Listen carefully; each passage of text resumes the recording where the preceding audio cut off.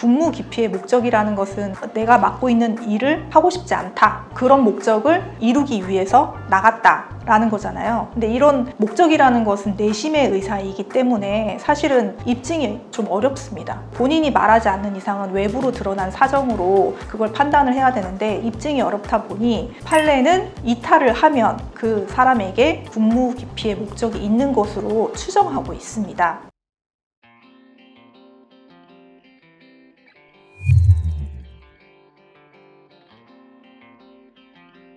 네, 안녕하세요. 법무법인 발을정 군인방위산업센터의 김민지 변호사입니다.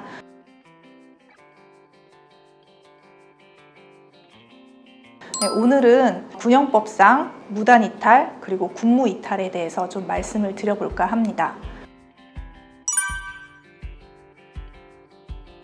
군형법상 군무이탈과 무단이탈은 군형법 제30조하고 제79조에 정하고 있는데 군형법 제30조의 군무이탈은 군무를 기피할 목적으로 부대 또는 직무를 이탈한 사람은 이렇게 세 가지로 분류하고 있는데 통상적으로 일반적인 경우에는 1년 이상 10년 이하의 징역에 처하도록 하고 있고요. 무단이탈은 제79조에 정하고 있는데 허가 없이 근무 장소 또는 지정 장소를 일시적으로 이탈하거나 지정한 시간까지 지정한 장소에 도달하지 못한 사람은 1년 이하의 징역이나 금고 또는 300만 원 이하의 벌금에 처하도록 정하고 있습니다. 군무이탈과 무단이탈은 근무 장소를 이탈한다라는 내용은 동일하긴 한데요. 두 개의 가장 큰 차이점은 군무 기피의 목적이 있느냐 없느냐의 차이가 있습니다. 군무 기피의 목적이라는 것은 내가 맡고 있는 일을 하고 싶지 않다, 그런 목적을 이루기 위해서 나갔다라는 거잖아요. 근데 이런 목적이라는 것은 내심의 의사이기 때문에 사실은 입증이 좀 어렵습니다. 본인이 말하지 않는 이상은 외부로 드러난 사정으로 그걸 판단을 해야 되는데 입증이 어렵다 보니 판례는 이탈을 하면 그 사람에게 군무 기피의 목적이 있는 것으로 추정하고 있습니다. 따라서 군무 기피의 목적이 없다라고 주장을 하려면 적극적으로 나에게 군무 기피의 목적이 없다라는 점을 이제 적극적으로 입증을 해야 되겠죠. 이런 이제 군무 기피의 목적은 이탈의 동기, 사정, 그 다음에 이탈 기간, 자의적으로 다시 복귀하였는지 이런 여러 가지 사정들을 고려해서 이제 군무 기피의 목적이 있는 군무 이탈로 처벌을 할 것인지 아니면 무단 이탈로 처벌을 할 것인지를 정하게 되어 있습니다.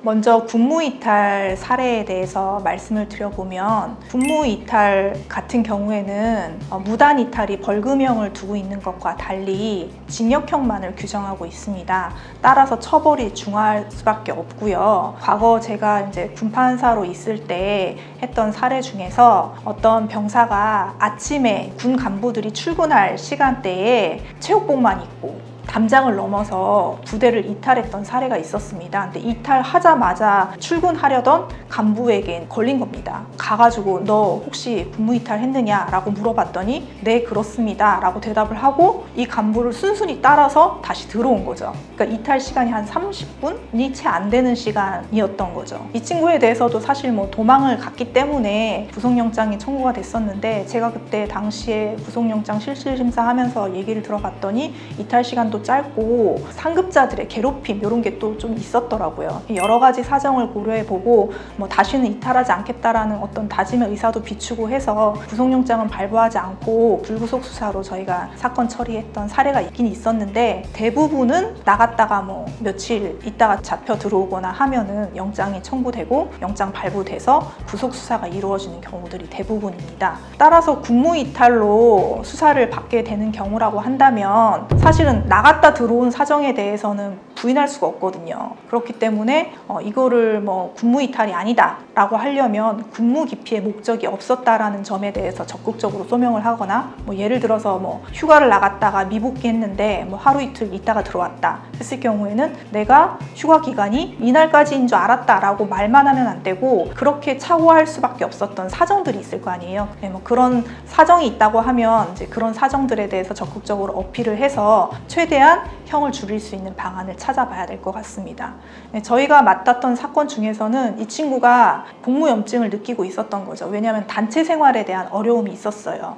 그래서 휴가를 나갔다가 복귀하지 않고 있었던 거죠. 지휘관이 들어와라 문자를 보냈는데도 거기에 응하지 않고 들어오지 않고 있다가 휴가 나간 지 한 5일 정도 지난 뒤에 이제 아버지의 권유로 아버지랑 같이 이제 부대에 복귀를 하게 됐는데, 그 복귀하는 과정에서 이제 체포의 형식으로 이제 잡혀서 들어온 것처럼 들어오게 됐습니다. 저희가 이제 이 사건을 맡으면서 이 친구 같은 경우에는 군무 기피의 목적이 없다라고 주장은 할 수 없을 것 같아서 참작할 만한 사유들에서 적극적으로 이제 발굴을 해서 주장을 했는데, 이제 이 친구가 어렸을 때 왕따 경험도 있고 학교폭력 피해를 당한 적도 있어서 단체 생활에 대한 어려움을 많이 느끼고 있었던 친구였습니다. 실제로도 이제 좀 약간 강압적인 분위기에서 업무함에 있어서 좀 힘든 부분도 있고, 낮에 일할 때는 뭐 시키는 일만 하면 되는데 생활관에 가게 되면 이제 생활관에서 생활하면서 좀 약간 답답함을 느끼기도 하고, 이런 부분에 대해서 이제 뭐 상담받은 사실, 그다음에 과거에 뭐 학폭 피해 당한 사실, 이런 것들을 입증할 수 있는 자료들을 모아서 제출을 하고요. 외형상으로는 체포의 형식으로 오긴 했지만 실질은 자수였더라는 점,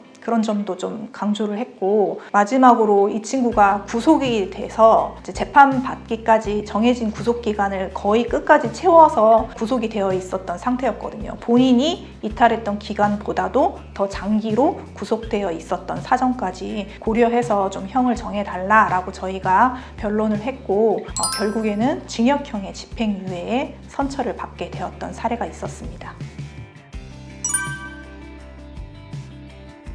다음으로 무단 이탈 사례에 대해서 소개해 드리도록 하겠습니다.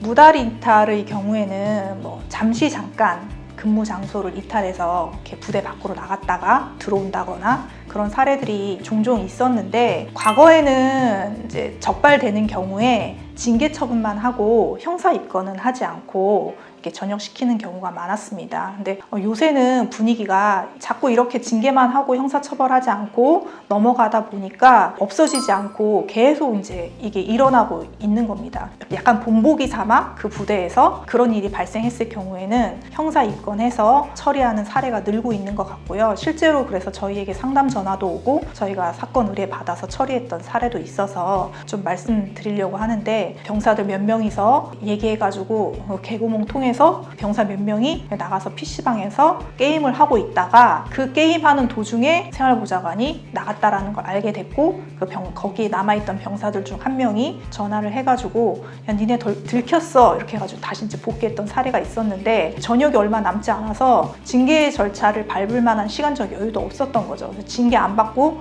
나갔는데 부대에서는 징계도 안 받고 형사처벌도 안 받고 아무것도 없이 나간다, 이러면 앞으로도 또 이런 일이 발생하지 않겠느냐라는 생각이 들어서 부대에서 지휘관이 이거는 징계는 받지 않았지만 형사 입건해서 전역했으니 군사경찰이 아니라 민간경찰로 넘겨라 라고 해서 형사 입건됐고, 전역과 동시에 이게 이제 민간경찰로 넘어가게 된 것이죠.